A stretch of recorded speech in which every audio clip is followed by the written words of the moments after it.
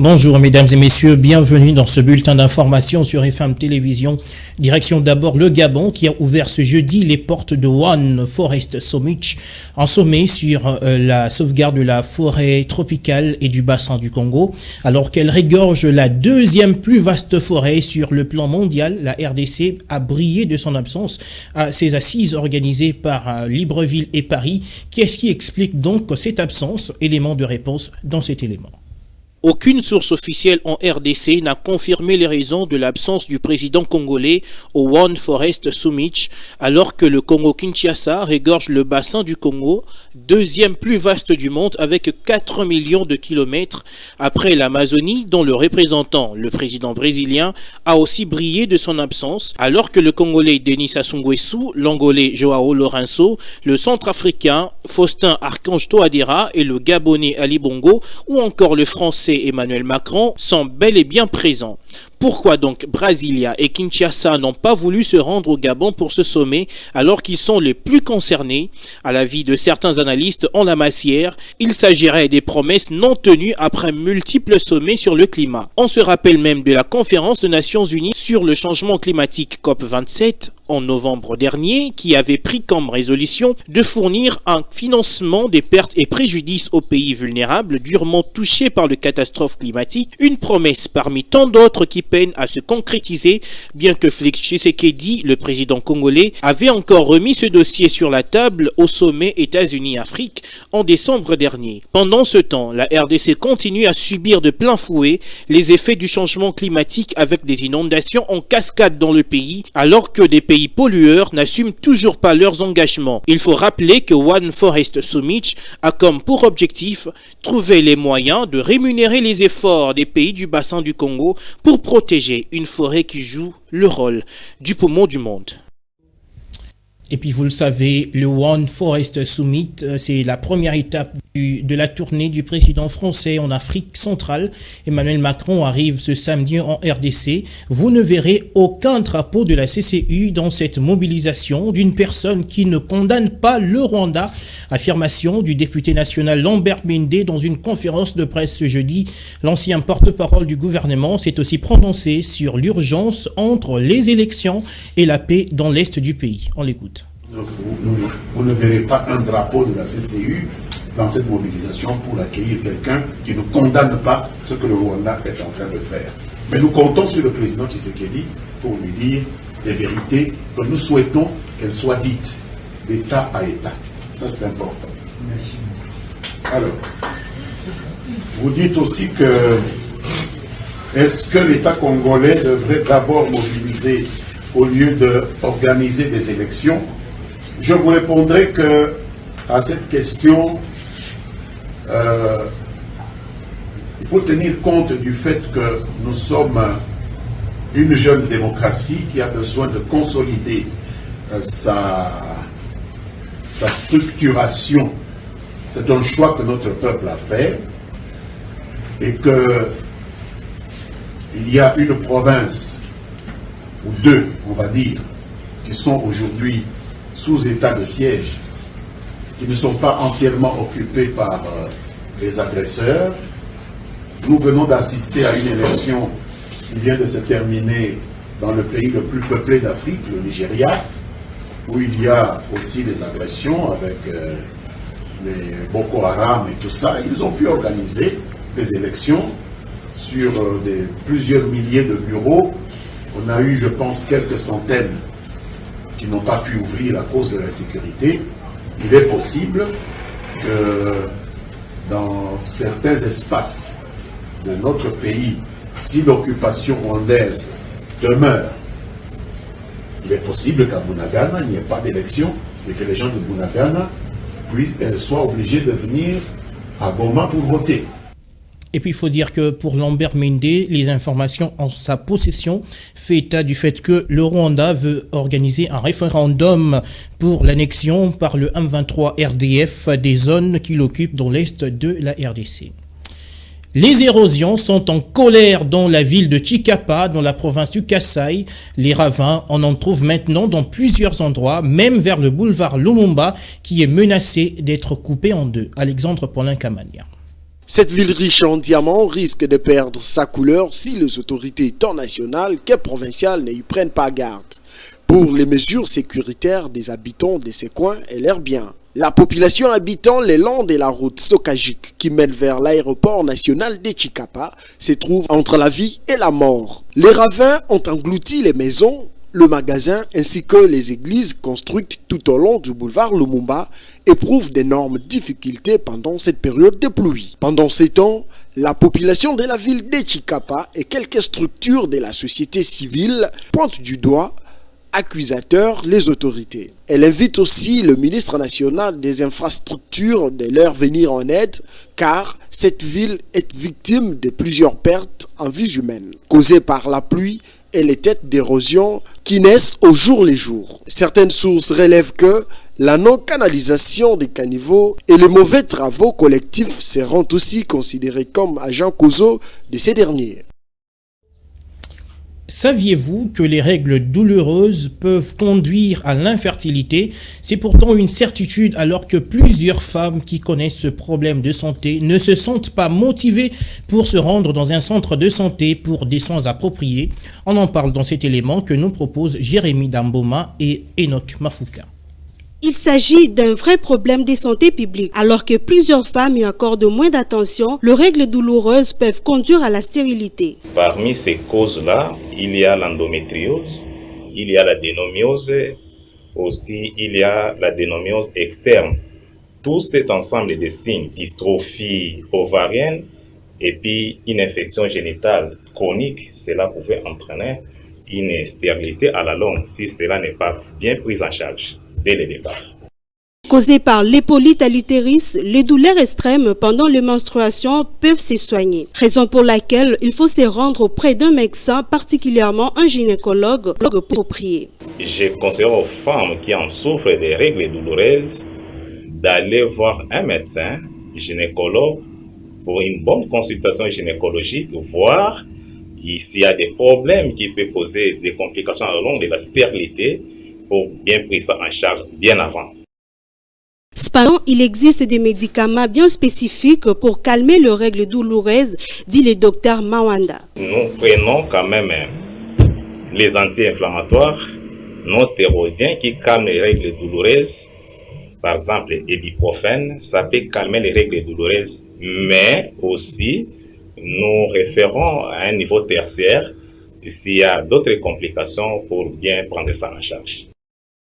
Dans le monde, au moins 48% de femmes sont concernées par les règles douloureuses. Plus de la moitié d'entre elles sont plus jeunes, soit âgées de 15 à 19 ans, selon Le Parisien.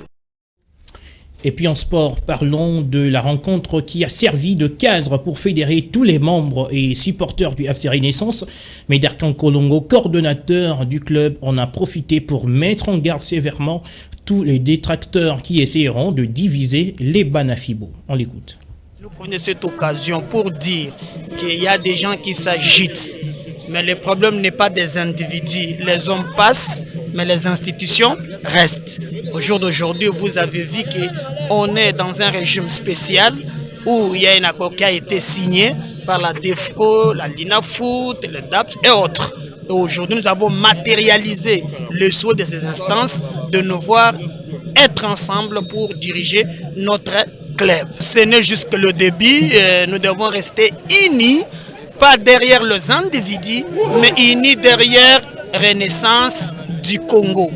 Ne pas suivre ces charlatans, les vendeurs des illusions, qui du reste se battent pour les intérêts égoïstes et personnels. Nous, au niveau de la coordination, nous avons levé l'option de sanctionner quiconque travaillera pour diviser le René. Nous sommes ensemble, que ce soit au niveau des CNS, que ce soit au niveau des structures, que ce soit n'importe quel René, nous sommes ensemble pour défendre l'unité. Et puis toujours en sport, ils sont au total 42 joueurs présélectionnés pour la double confrontation qui va opposer la RDC à la Mauritanie à l'occasion des éliminatoires de la CAN 2023. La liste a été rendue publique mardi 28 février par le sélectionneur national Sébastien Desabres. Lionel Ngolo. Ils sont au total 42 joueurs présélectionnés du technicien français Sébastien Desabre, je citais, en perceptible de la double confrontation RDC-Mauritanie à l'occasion de la 3e et 4e journée des éliminatoires de la prochaine CAN Côte d'Ivoire 2023. En tout cas, une présélection qui fait unanimité. Cette liste a été rendue publique ce mardi 28 février à travers le site de la Fédération congolaise de football association. Parmi ces joueurs, on peut noter quelques noms qui pourront signer leur première sélection en équipe nationale. Il s'agit entre autres de Estras Kabamba, Grady Diangana et William Bakwisha, en attendant que Desabre ne décide de réduire sa liste à 28 léopards seulement. Voici rapidement quelques noms de présélectionnés de Sébastien Desabre. Au poste de gardien, nous avons Saïdi Kabamba Kasumba Mpasi Elomboto. Défenseur, Mukoko Kalulu Ikoko Mbakata Maswaku Kayembe Timba Zola Chancel Mbemba Inonga Ikoya et Bopé.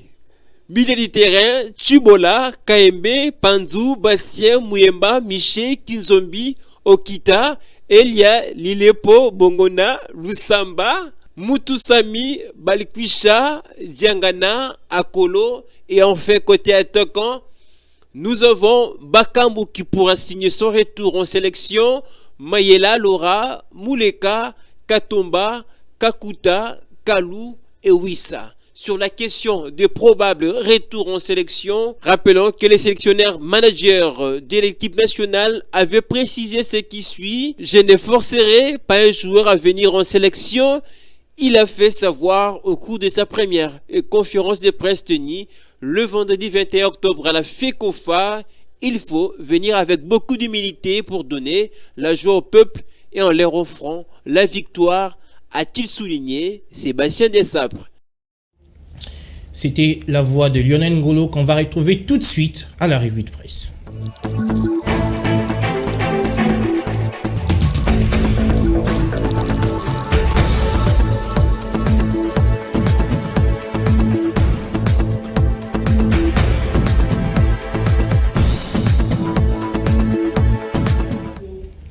Mais que disent les journaux parus ce matin dans la capitale congolaise? Lionel Ngolo, comme je l'ai annoncé, est sur ce plateau. Bonjour Lionel. Bonjour Patrick, bonjour à tous. Alors, on démarre directement avec Forum des As qui parle de la visite de Macron en RDC qui est devant un dilemme, soit contenter Kinshasa sans mécontenter Kigali.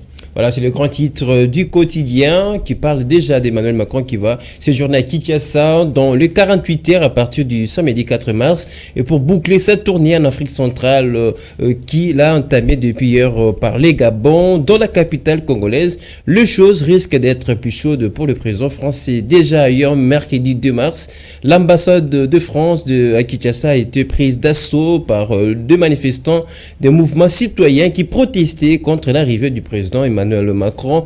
Banderole, calico, pancarte déployée dans les airs portent des messages tout clairs. Macron, parrain de la balkanisation de la RDC. Macron, assassin. Sa place n'est pas à Kinshasa. Nous ne voulons pas les voir ici. Macron égale Kagame. Macron, assassin. Poutine au secours. Les Congolais disent non à la politique de la France. Ou encore Macron indésirable en République démocratique du Congo, conclut le journal. D'accord, et c'est même donc le même sujet, le journal La Prospérité est revenu là-dessus, mais avec maintenant la réaction du ministre Patrick Mouyaya. Nous voulons que la France clarifie sa position avec des mots clairs pour le retour de la paix dans l'est du pays. Exactement, Patrick, c'est ce qu'on peut comprendre déjà dans cet article du journal La Prospérité. À quelques 2 jours de l'arrivée à Kinshasa du président français Emmanuel Macron, Patrick Mouyaya Katemboué, ministre de la Communication et Médias, a tenu à lever toute équivoque autour de cette visite tout aussi étatique que stratégique dont les retombées peuvent positivement influer sur la situation multiforme que traverse la République démocratique du Congo, agressée dans sa partie est par les Rwandais sous la couverture du M23 au cours d'un briefing spécial tenu hier, mercredi 1er mars 2022, en direct comme d'habitude sur les antennes de la télévision nationale. Le porte-parole du gouvernement a dévoilé l'agenda congolais tel que le président Félix Tshisekedi entend le présenter à son haute, celui de voir justement la France user de tout ce pouvoir et peser sur son poids pour stopper l'agression rwandaise en vue de la restauration de la paix dans l'est du pays. Il a appelé la population à plus de retenir pour ne pas faire le jeu de l'ennemi face à un événement de haute portée, précise le journal. Et pour la suite également, la diplomatie qui survient dans un contexte tout à fait particulier, dominé par une série de défis à relever, tant sur le plan sécuritaire, culturel et que le plan économique, puisque le président Macron aura à sa suite une forte délégation composée des investisseurs et hommes d'affaires français. Il s'agit donc d'une visite qu'il faut voir d'un tout autre œil, a-t-il laissé entendre Patrick Ngo. D'accord, alors on termine avec l'avenir, avec un autre sujet. Jules Alinguete, l'homme qui fait trembler les mafieux. Qu'est-ce qu'il en est? Le titre est intéressant, ça fait rire en même temps. Voilà, allez, le contenu, c'est tout de suite. Accédant au pouvoir à l'issue des élections de décembre 2018, le président de la République, Félix-Antoine Tshisekedi, s'était fixé comme objectif notamment d'améliorer les conditions de vie de la population congolaise. Pour y arriver, il s'est lancé dans les réformes profondes en mettant un accent particulier sur la lutte contre la corruption et les détournements des deniers publics, et face à l'impératif d'appuyer son combat qui était tout à fait noble, Félix Tshisekedi ne pouvait y aller seul. Il s'est fait accompagner d'un instrument au service de la République, jadis abandonné. Il s'agit de l'inspection générale de finances et qui dépendait jadis du ministère de Finances, et pour la rattacher justement à la République, à la présidence de la République. Depuis lors, c'est la discipline dans la gestion de la chose publique. Ce sont des performances qui sont au rendez-vous au niveau des régies financières. Conclut le journal, ça sera tout également pour la revue des presse. Patrick Ngo. Merci beaucoup pour cette sélection et cette lecture, Lionel. Merci à vous, Patrick.